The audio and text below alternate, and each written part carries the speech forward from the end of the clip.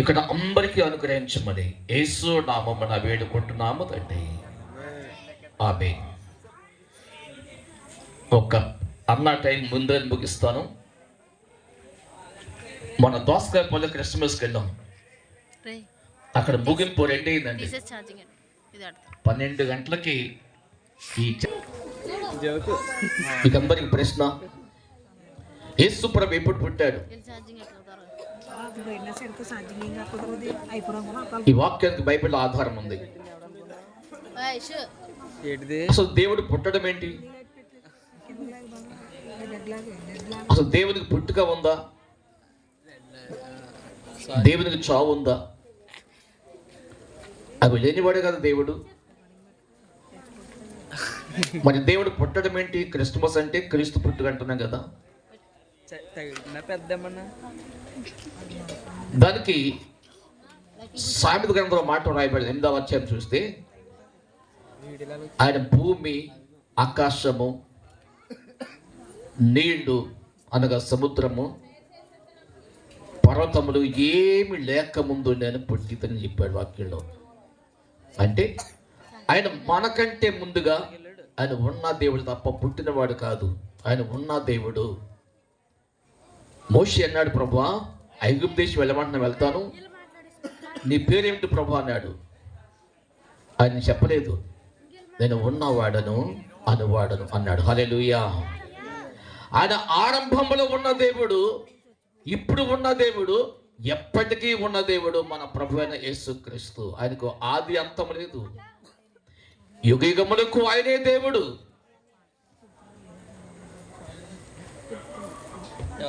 ఒక అధికారం ఉందనుకోండి, కొంతకాలం పనికి వస్తుంది. మరి యేసు ప్రభువుని అధికారం ఉంది తెలుసా? ప్రపంచ అంతం అయిపోయిన కానీ మళ్ళా క్రొత్త ఆకాశము క్రొత్త భూమి కలుగుతుంది. అప్పుడు కూడా ఆయన అధికారం దేవుడే. ఆయన అధికారానికి కానీ లేకపోతే ఆయన మాటలకు అంతం లేదు. ఈ క్రిస్మస్ దిన మనం ఏం పొందాలి తెలుసా? ఒకటి, ఆశీర్వాదం పొందాలి.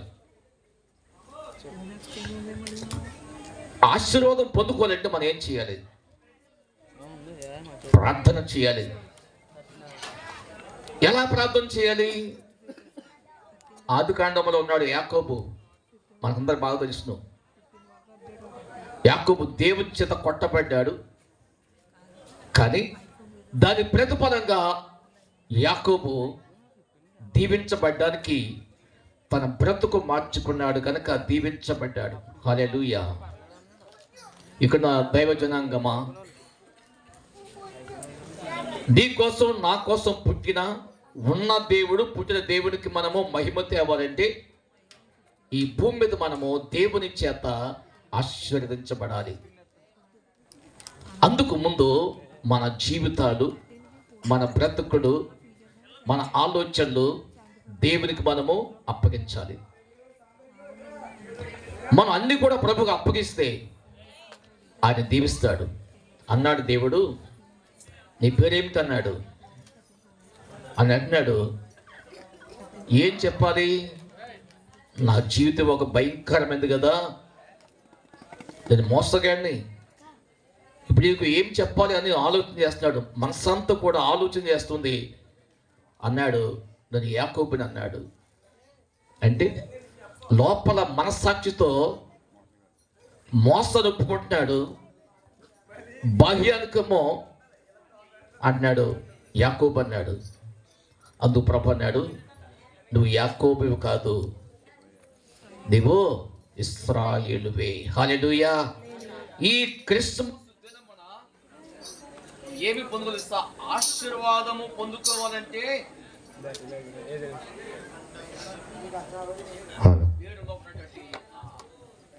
ఆంతర్యాన్ని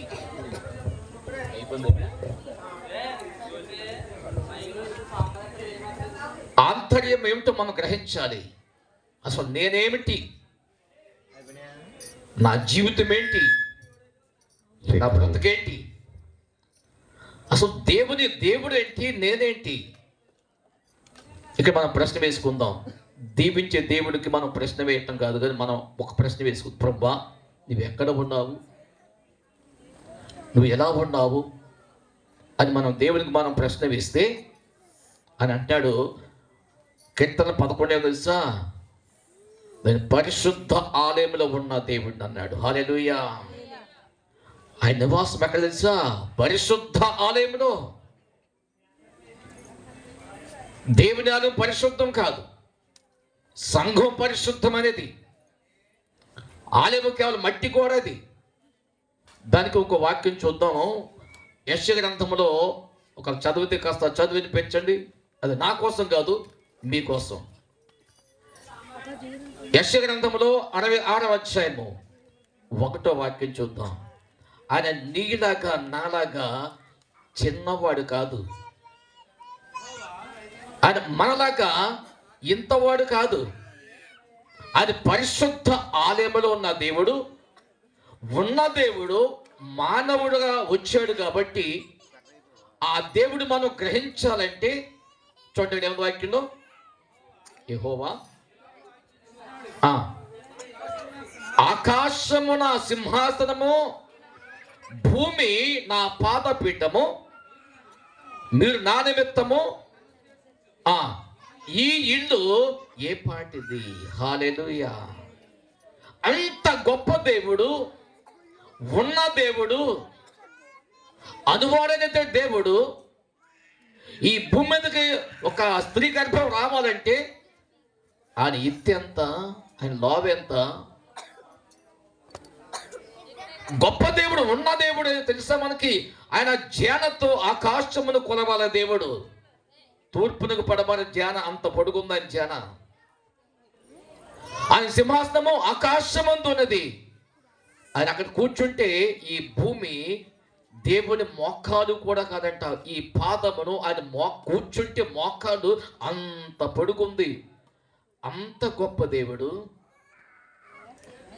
మోషే అన్నాడు, ప్రభువా నువ్వు ఎలా ఉంటావు నాకు తెలియదు, కాబట్టి ఐగుప్తు దేశం వెళ్ళమన్నా వెళ్ళాలంటే నువ్వేంటి ప్రభువా నాకు కనిపించంటే, ప్రభు అన్నాడు నన్ను చూస్తే ఏ మనుష్యుడు బ్రతకడు అన్నాడు.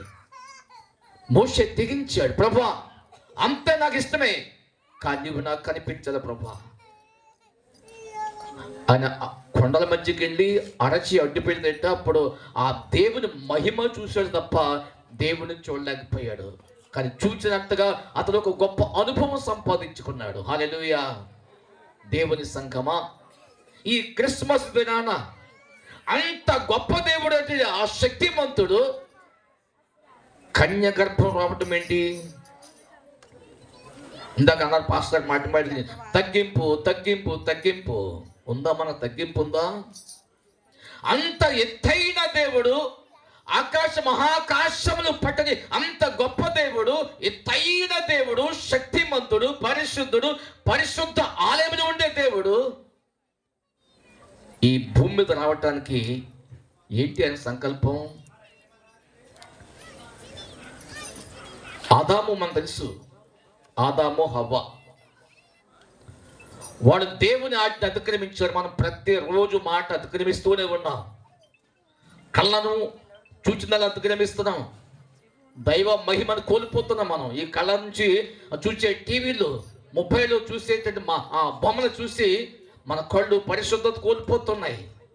ఆలోచన పరిశుద్ధమైనది కాదు, మన హృదయం పరిశుద్ధమైనది కాదు, మన జీవితం పరిశుద్ధమైనది కాదు.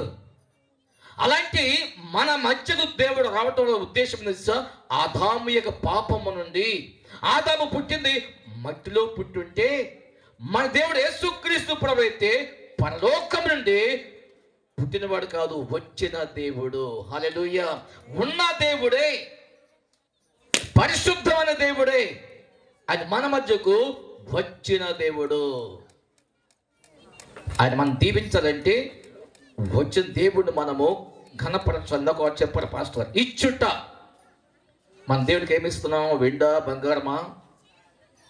ఏమిస్తున్నాం తెలుసా? మన దేవునికి అన్నీ మనమే తీసుకుంటాం, మనమే తింటాం, లాస్ట్లో వేస్తాం, కరిపొకలు వేస్తాం దేవుడికి అంతే.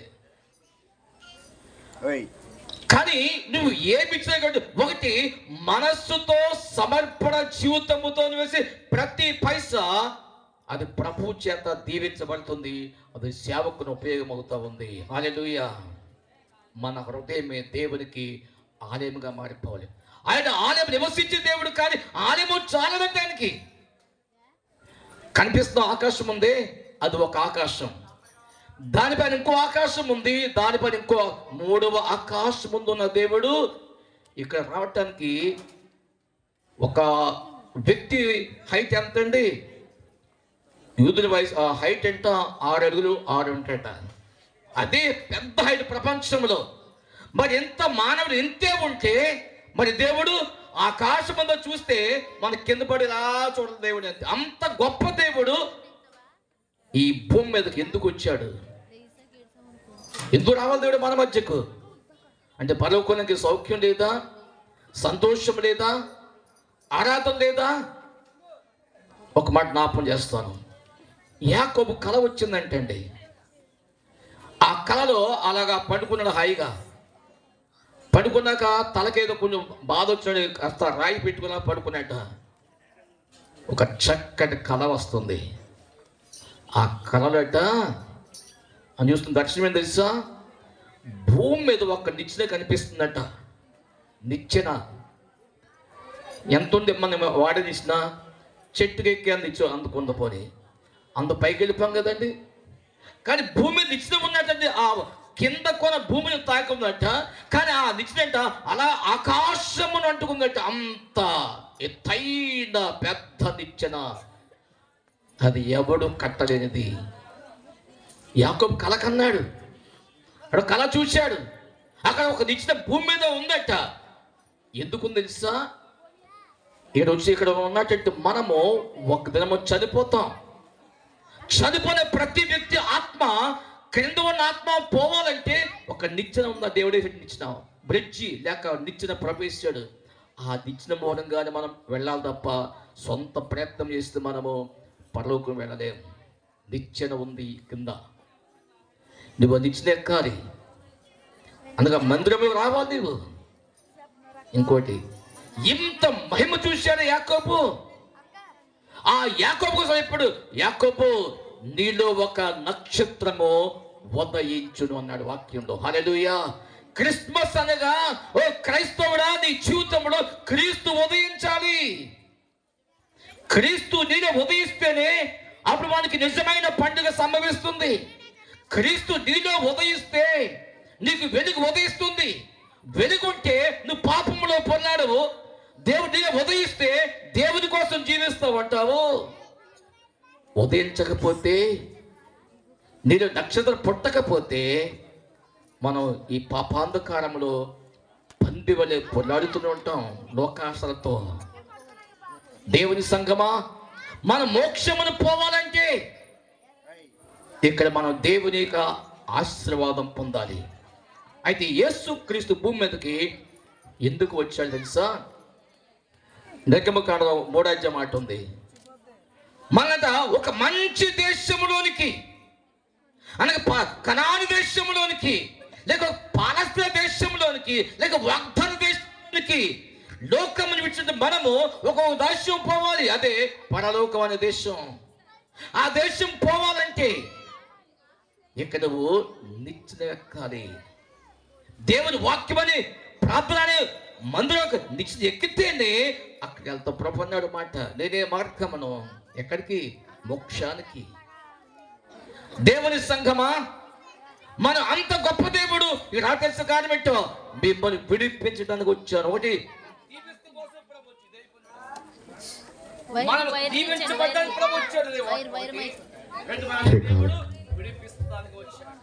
పాపముల మగ్గిపోయిన మానవ జాతిని రక్షిస్తాను దేవుడు. ఈ భూమి మీదకి దిగి వచ్చిన దేవుడు, దిగి వచ్చాడు మీకోసం, నా కోసం, మన కోసం. దేవాది దేవుడు సౌఖ్యం వదిలిపెట్టి, ఆరాధన వదిలిపెట్టి, స్తుతి ఆరాధన వదిలిపెట్టి ఎందుకు సౌఖ్యం భూమి మీదకి? యేసయ్య. మనం అందరూ ఏకమేమో తెలుసా? ఆ యేసయ్య పోలిక, ఆ యేసు ప్రభు యొక్క స్వరూపము. అయితే మన పాపమును బట్టి మనము ఆ స్వరూపాన్ని కోల్పోయాము, మహిమను కోల్పోయాం. ఆ మహిమను మళ్ళీ మనం పొందుకోవాలంటే ఒకటి మనం దీవించబడాలి, రెండు మనము నుండి పాపము నుండి విడిపించబడినట్లయితేనే అక్కడికి మనం వెళ్ళాలి కనుక దేవుడు ముందుగా క్రింద ఒక నిచ్చెన సిద్ధపరిచి ఉంచాడు, మనం ఎక్కడం కోసం, మోక్షములోకి వెళ్ళటం కోసం. హల్లెలూయా. మూడవది, యేసు వచ్చింది కారణం ఏంటో, నా పాపములు క్షమించడం కోసం యేసు ఈ భూమి మీదకి మానవుడిగా దిగి వచ్చాడు. హల్లెలూయా. ఉన్న దేవుడే దిగి వచ్చాడండి. ఒక వాక్యం జ్ఞాపకం చేసుకుందామా?